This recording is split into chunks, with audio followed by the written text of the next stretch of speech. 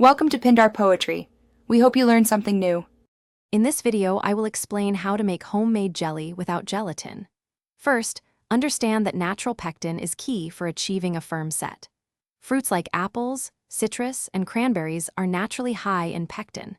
For fruits with lower pectin levels, you might need to add commercial pectin to ensure your jelly sets properly.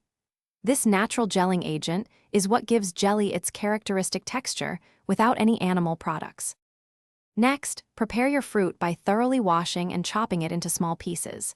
Be sure to remove any bruised or damaged sections to ensure the best flavor. Place the prepared fruit into a large, heavy-bottomed pot and add just enough water to prevent scorching. Gently simmer the mixture over medium heat, stirring occasionally until the fruit becomes very soft and breaks down easily. This process extracts the fruit's natural juices and pectin. After cooking, it's time to strain the fruit. Pour the cooked fruit mixture into a jelly bag or several layers of cheesecloth suspended over a bowl. Allow it to drip overnight without squeezing, as squeezing can make your jelly cloudy. Once strained, accurately measure the fruit juice.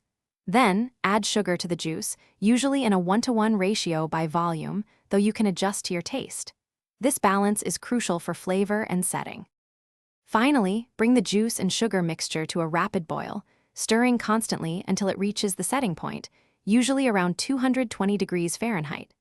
You can test this by placing a small amount on a cold plate. Once set, carefully pour the hot jelly into sterilized jars, leaving a 1/4-inch headspace. For a secure seal and long-term storage, process the filled jars in a boiling water bath for 10 minutes. Check the description for a link to the Shark AI Ultra Robot Vacuum and other great deals. Store your delicious homemade jelly in a cool, dark place. Thanks for watching. Consider subscribing if we helped you.